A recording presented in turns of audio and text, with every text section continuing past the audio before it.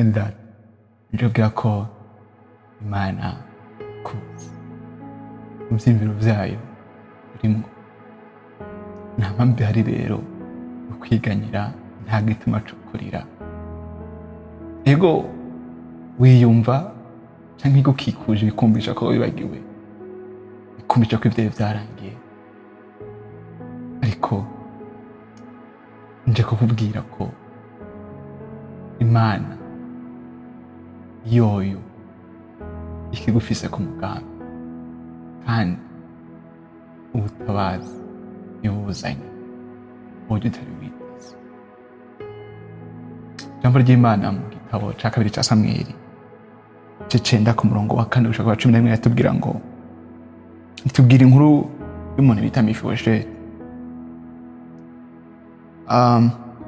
Mefibosheti yari umwana wa Yonatani wari umugenzi wa Dawidi ataraba umwami, yari n'umuzukuru w'umwami Sawuli wa Dawidi yasubiriye ku ngoma.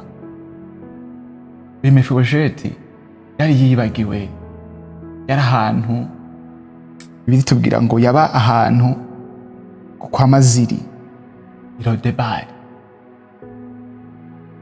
Mu byimviro byiwe ndabyo ubuzima yarabamwo, yimvira ngo jewe byaraheze kanyakiye nzorinda mfuku nyene, kandi arasindikaza cyo kumugara ibirenge. Ariko musuri izina David aramwiyumvirako avuga ngo ari ciza Yonatani yangiriye umugenzi wanje. None rero bashaho nta muntu mubiwe asigaye kugira ngo ndamushitse ku rukundo ndamwitura iciza se yankoreye Yonatani. Abantu nambwira ngo hari umuntu witwa Mefibosheti, abantu bitima Irodebari, n'umwe mu bana basigaye ba Yonatani. Umwami ategeka protokoli, haleluya, genda munzanire uwo muntu ndamushaka. Ubwo nyene protokoli umwami iragenda Irodebari kwa Maziri, bazana umuntu yitwa Mefibosheti. Makiri Preto kwa Makiri azana umuntu yitwa Mefibosheti. Niko ndimva nibaza ko Mefibosheti atangaye ati umwami antumye ko bamwe aragushaka. Aragenda ashitse umwami amubwira amajambo ati Mefibosheti, ikintu cyamenye gukorera kubw'urukundo rwa so Yonatani, ugiye kurira ku meza yanje, ugiye gusangira nanje nkuko abana banje basangira nanje. Cyo ni cyambi cya kabiri. Ivyari bya sokuru, umva sokuru yari umwami, ivyaro byo mwami byose murazi umwami afise ibintu byinshi, amatongo, ibintu byinshi fate muri kigihe ama business, ama buildings y'umwami byose bigiye ko bivyawe.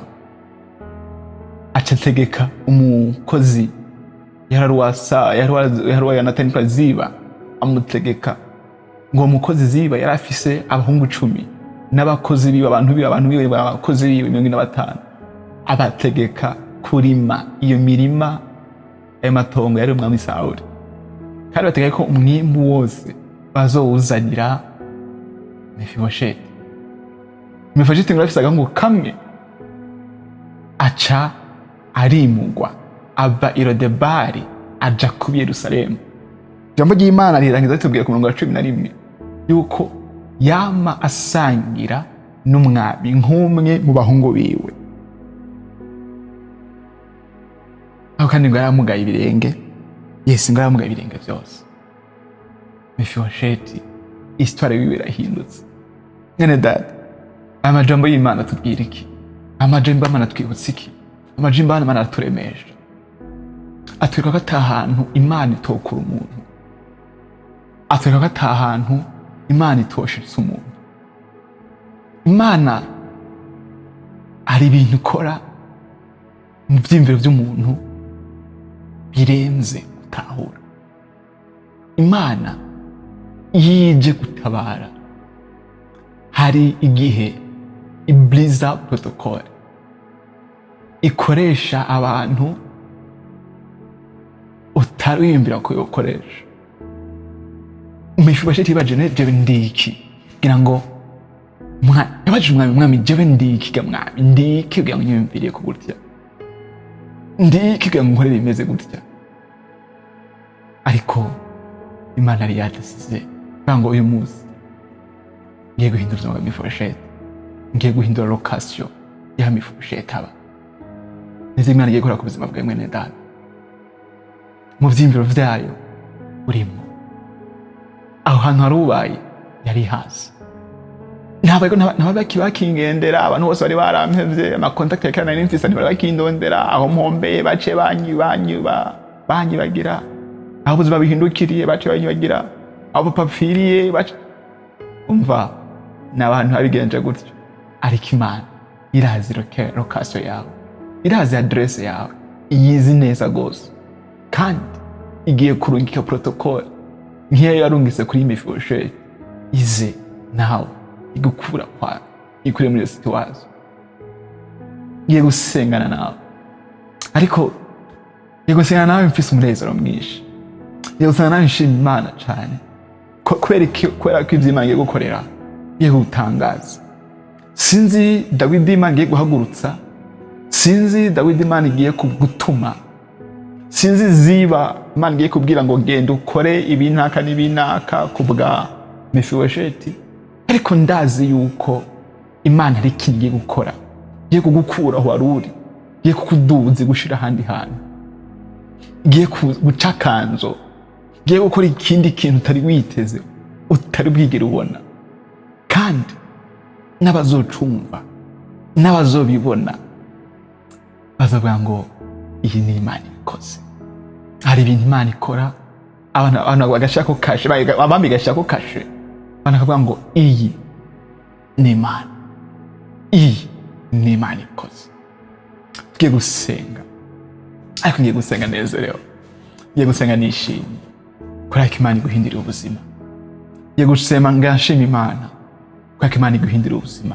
Mefiboshethi aho yarari ntiyasenze ngo Mana yabonye ibibiba programme.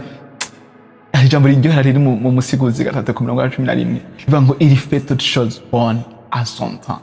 Ikora ibintu byose byiza mu gihe cyacu. Hari igihe cyo gutabagwa, kandi igihe cyo gutabagwa iyo kigeze protocole zirasambuka, Imana ihagurutsa umwami akaza gutaba. Umva, igihe cyo gutabara kigeze, Imana iri yaranje gatuma igihe cyo gutabara Mefiboshethi cyari kigeze, nkuko nage cyo gutabara ubuzima bwawe kigeze.